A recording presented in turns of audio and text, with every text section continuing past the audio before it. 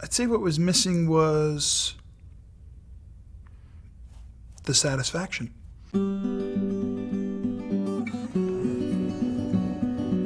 My life before Christ was focused on making money.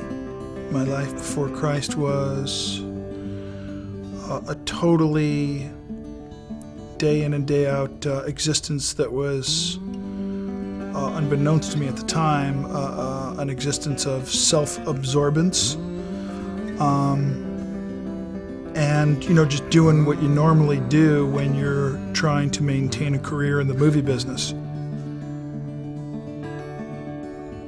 Loving Jesus is what's most important to me. And I know that sounds hokey, but it's the truth. My life is God's life in me for Him to do with what He wants.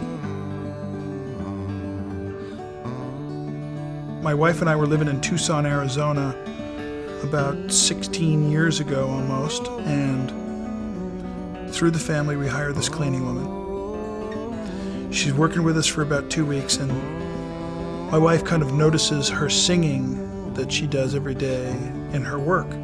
Eventually, after a few more days of this, went to Augusta and said, I noticed your singing, and I was just curious, why is every song about Jesus? Perhaps there's another tune in your repertoire, so to speak. And Augusta had a very interesting reaction to the question. She literally burst out laughing in my wife's face. I just had to do that, sir. And Augusta said, again, understand that the reason that I'm laughing is you think the only reason that I'm here is to clean your house.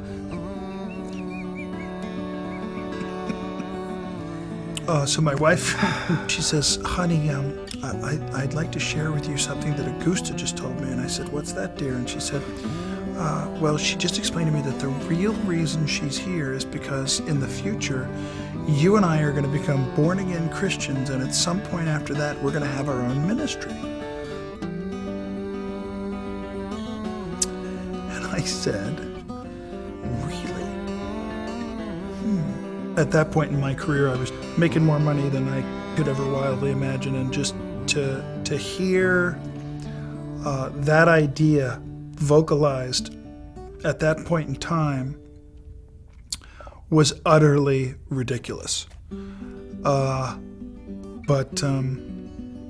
that's the beginning of the journey for me.